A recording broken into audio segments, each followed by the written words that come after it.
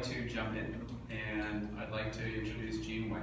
Gene is an alumnus who came to us. We were very excited to connect with Gene to participate in a conversation with our Chancellor, which was actually facilitated by Tim. And it was we do these Chancellor's Leadership Conversations where we reach out to alumni that are doing interesting stuff in the world that have not been that engaged with the university. And during the conversation, Gene shared a story about what he's working on. And that story, when you hear it tonight, it'll stick in your head like it stuck in my head. And so when we were putting tonight today, I had to reach out to Gene and say, could you please join us tonight? A little known fact to Gene is he comes with his own support group. He has his own cheerleading squad here. Mom and Dad are here. Some other friends are here. Pretty awesome. So that's a very important thing. But like Tim, Gene embodies the best part of UCI alumni. People who are smart, people who are bright, people who are compassionate, and people who are making a difference in the world around us. So welcome, Gene, and let's hear what we have prepared for us. Good evening, everyone.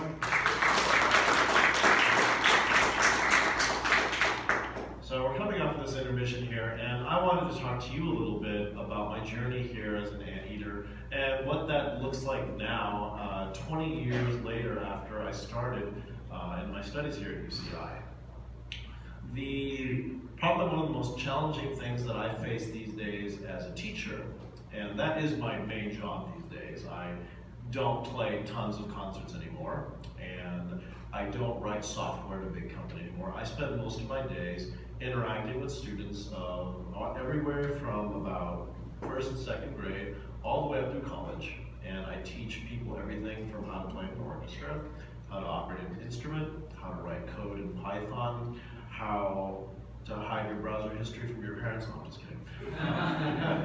And one of the challenges that I face right now is my students always come up to me, the ones that are getting ready for college, and they say, Mr. Wie, I love being in orchestra, but I gotta tell you, I gotta quit. I was like, you've been with me for 8 years, 9 years, how can you possibly quit right now?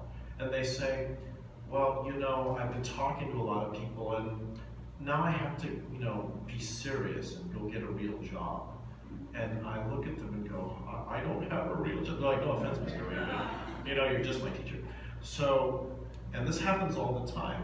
And I have kids who now make it clear to me that when they go forward to their well-meaning friends and family and counselors, and they say, oh, I'm interested in science and technology and engineering and math. These are things that we value. Our society says, oh, this is good for you. Go study these things. This is fantastic. And then for the ones that do something related to perhaps playing in an ensemble, interpreting music, sometimes it feels like these are just things that you do for fun. This is something you do to break up the monotony of your day from having to study calculus and physics and chemistry. And you just do this for fun, but it's not serious. At least not in the sense that maybe you could make a career out of it. A lot of you probably know many students who are good at everything. They play piano amazingly well. They get amazingly good grades. They seem like they can do anything at all. And yet they get ready to go to college, and we tell them to throw out a part of their identity and a part of what they're really good at. And so as a teacher, I've been teaching full-time for 10 years now. I started teaching 20 years ago as an assistant in a marching band program. And I've noticed over my 20 years of working with students that ultimately I was really uncomfortable with this part of telling students that they had to give up something they were good at, even if they weren't related. And so that brings me to my journey and how I got all the way to being a teacher of children. I was one of those kids who played an instrument all the time, all the way from the time I was 6 years old. My parents were very supportive, but never pushy about it. I was very lucky, and I really enjoyed it, but I really never knew how difficult it was. I was one of those kids that was just able to do it given enough instruction, enough time. And when I was getting ready to pick schools, I did ask a lot of people, what should I do? And maybe one or two of my friends said, you are a compelling musician. You really ought to think about pursuing music. And the rest said, oh, you should really go find something practical to do. And so, unfortunately, I didn't really listen to their advice either, because I said, well, I really like video games. How many of you like video games? I almost feel like sometimes when I went to UCI, I tell people when they ask me, what did you major in? I was like, oh, I majored in StarCraft and a minor in Diablo. And so I decided, well, I like video games, so maybe I'll like computer science. And this is something that the computer science ICS here always warns people about. Do not go and be a programmer just because you like video games. You will not like it at all. So 15 quarters of math later, I graduated. And the thing is, even before I graduated, I actually landed a job. I was at UC, this is how prestigious UCI is. I didn't even have my degree yet. And I landed a job working with 2 or 3 different companies. I started part-time. And then I worked even while I was a student. And it was fantastic for a while because I got there, was working a few months, and I was like, yeah, this is it. This is what I was meant to do. Well, a couple 70-hour weeks later, when I looked at my sleeping bag underneath my desk and my wall of fast food wrappers, and I looked down and I realized that I entered college at 120 pounds and now I weighed almost 200. And I said, maybe this isn't really what my life is about. Maybe this is not what I was meant to do. And there was this painful realization that if I had a heart attack right there and died, there would be not very much for people to say about me, that I would not have made any real contribution to humanity and really not helped anybody else except myself. I mean, maybe my friends said, hey, this is great, you can save money, you can buy a BMW. Oh great, so I can park it here at work 70 hours a week? Wonderful. So I quit that industry, I graduated, I worked for a little while, and then I abandoned it, and I went back to school to study music, and I practiced from 6 to 8 hours a day. People talk about those proverbial 10,000 hours on your instrument. In 2 years' time, my private teacher estimated I put in 4,500 hours on my instrument. And I said, something has to change. And by the end of that, I realized that, okay, I have a talent here I never really wanted to pursue because I didn't really consider it being serious. And after I got up, I started playing professionally. I played in orchestras, chamber music, and musicals. Along the way, I discovered that I can actually explain things to little kids and they understand what I'm talking about. And so someone suggested, hey, I see a job opening over here for a teacher at the Orange County School of the Arts. Why don't you go and see if this is a good fit for you? I spent 8 years at OSHA working with kids. I was at University High School for a while, and then I landed my current job. I'm in my 10th year now teaching music and computer science at St. Margaret's Episcopal School in San Juan Capistrano. And along this journey, I realized that even though if you look at this picture here, I'm sitting with my friends here at UCI playing an outdoor concert because we weren't able to get the theater because it wasn't available. And 20 years later, here I am in our brand new concert hall playing with one of the finest young string quartets in America. And this change would have not been possible did I not have that moment where I said, I need to do something with my life. If it's not just for other people, I need to do it for me as well. And so how this ties in with what I do with my students is the topic of community service. Community service is this thing right now that is making people kind of upset, right? Because we have this thing called community service tourism, right? People sign up and go, oh, I want to go dig wells in this country for people, or I want to go tutor these kids in some country. And so you go on your trip, you take pictures with all the locals, and then you say, yay, I did community service, congratulations. You file the number of hours in your paperwork and say, yes, I did my community service. I'm so good for humanity. And that, to me, is totally the opposite of what community service is. Community service is long-term. It's something where we don't just engage one person, we engage a community. We become part of that community. We don't just come in from the outside and say, I'm gonna save somebody. So, in my work here lately with my youth orchestra here in Irvine, the Community Youth Orchestra of Southern California, with St. Margaret's School, and with Art and Academy here in Irvine, I have all these kids that are so brilliant at all of these topics And it came to me one day when a child came up with a form to fill out for hours for community service. I said, okay, I'm done with this. I'm not signing any more of these papers. We've got to do something that does not involve you just getting hours for not really helping anyone. So that brings me to someone who I know for many years has made real sacrifices to be a part of her community. She's really made a difference for a lot of children in Santa Ana. She's been teaching in a low-income area, working with students to bring a passion and life for art and music to these kids. What's amazing is she's actually in the audience tonight, sitting not too far away from me, but you'll get to talk to her later. And she came to me and said, Gene, I have a child who wants to play the violin, and he doesn't have half of his left arm. She saw that there had been a project at my school where students had built prosthetics out of inexpensive 3D printed parts and said, you know, there was a national program to do this. Maybe we could get on the waiting list for next year to do something. And when we talked, I said, next year? You're gonna wait a whole year for this child? He's not gonna wanna play the violin anymore. So let's do something about it right now. And I have kids from all my programs, all my schools, that have this dual interest in science and math and technology and the arts as well. And so why can't we get the ones who actually play to come in and work together and do this? And so now, what I'm going to show you is a visual timeline of our very first project. For a little boy who is, I think at the time, 8 years old, he's probably now 9. His name is Caesar, and he does not have a left arm, so we had to create a way for him to hold the bow, which is probably the most complicated part of the instrument.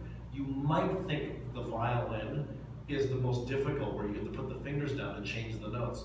That's the easy part. Toyota made a robot that can do that, okay? But the part of moving the bow, this is the hardest thing to deal with, because you can hold it in so many different ways. Now, this is not actually what you play the violin with. This is a teaching bow, also called a twinkle bow, that we use. It's full size on the bottom and small on top.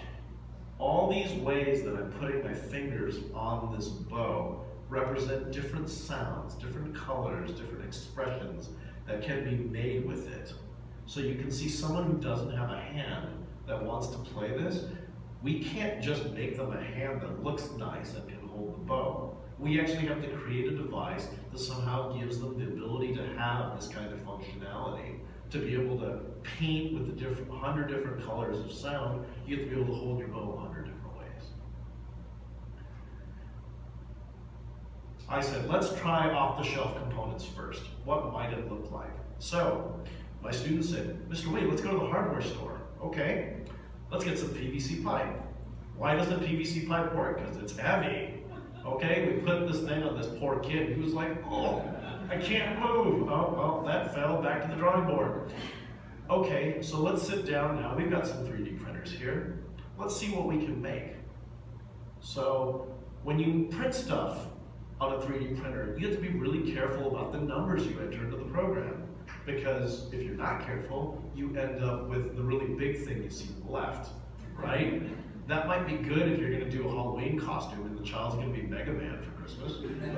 But it's not going to work if you're going to try to get him to play an instrument with it. So we went through a number of revisions to get something that was the right size, the right strength, and the right length in order to get him to play. And once we got the arm part of it down, then we began the challenging part of deciding how the child was going to hold the bow. And we must have gone through at least 20 or 30 different little trinkets that we put together from 3D printed parts and off-the-shelf components, and yes, blue tape, to try to find a combination of stiffness and resiliency, but some flexibility so that he could play. This version that you can see, actually, well, we tried this out ourselves. We picked up the instrument and said, okay, can we play with this? And once we realized that we could play with this, we said, okay, let's go ahead and give it to him and see what he does with it.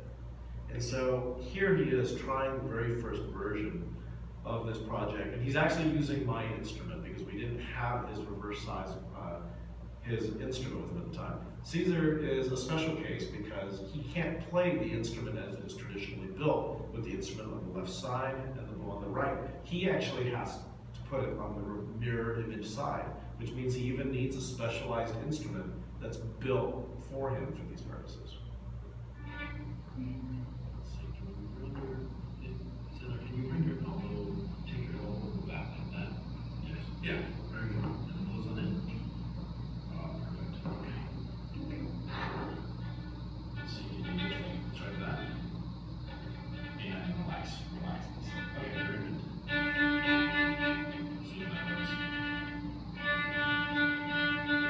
Oh, that's good, it's good. All right. So, it's possible. So we said, okay, fantastic, we can make it work. Now, is it gonna last? So, back to the drawing board again, where our three students who worked on this, Ashley Lee, Cooper Zediker, and Sakar Kashayar, they got together and said, okay, we need to make this part stronger, but perhaps we can make it out of some other substance. Balsa wood is very light and very strong, so we went with that first. And then at some point, he got really strong using this device. He started building up muscles in his arms, and then he broke it. So as you can imagine, the students were very perturbed. They're like, oh no, he broke it. I was like, guys, this is awesome. He actually was strong enough to break it. Make him another one. So this was his temporary one that they fashioned together using some of the other pieces and, again, more off-the-shelf components. What is that? Then hopefully you have a, well, I'm tired, isn't it? I'm going to help you with the weight. Hopefully we'll have something at this end that helps with. So the latest version of it came up to this when they finally realized there are things that we can do to change the shape to make this lighter and easier for him to move. And that continued all the way as he even added his own parts onto the device that we didn't even create for him. He added on some elastic straps onto the device to create some more give in the system when he tries to play.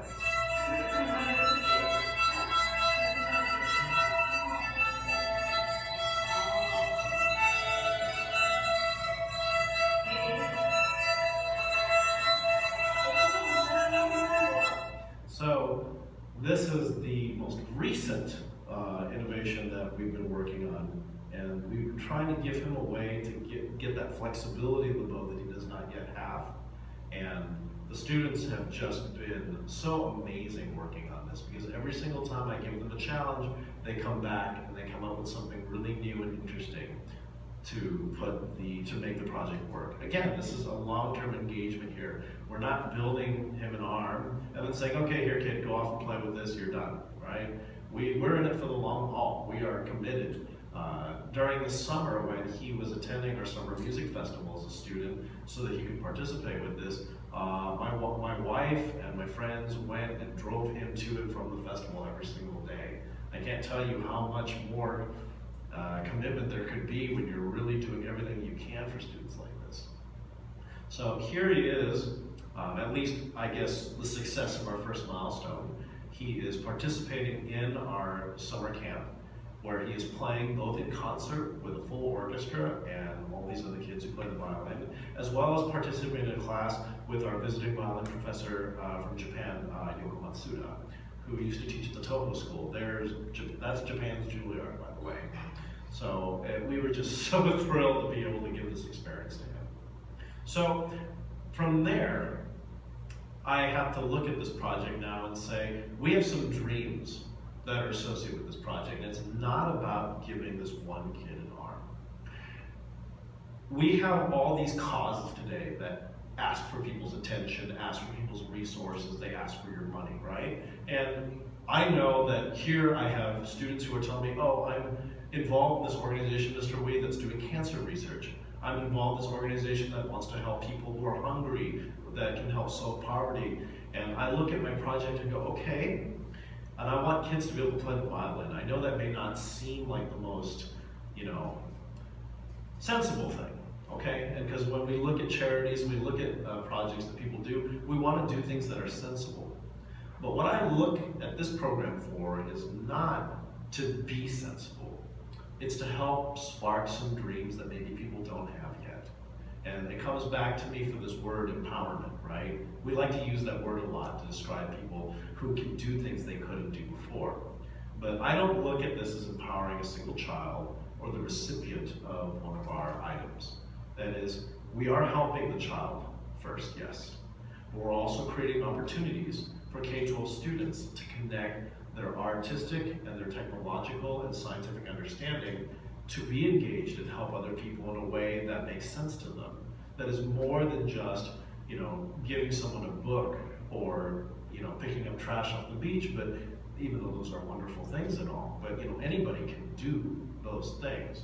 It takes a special blend of student that plays an instrument and can program to do this.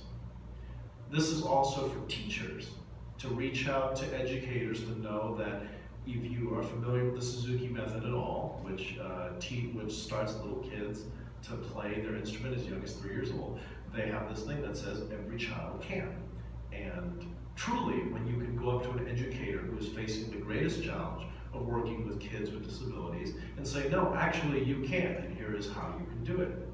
That allows us then to be empowered, and not just the people involved in the project, but everyone who can spread a message about it, so that we can bridge this perceived gap between the arts and technology. And we say to our students, you can do this interdisciplinary work, and you can help spark advances in fields beyond your own, in neuroscience, in biomechanical engineering, all these things that maybe I don't have the capability to do.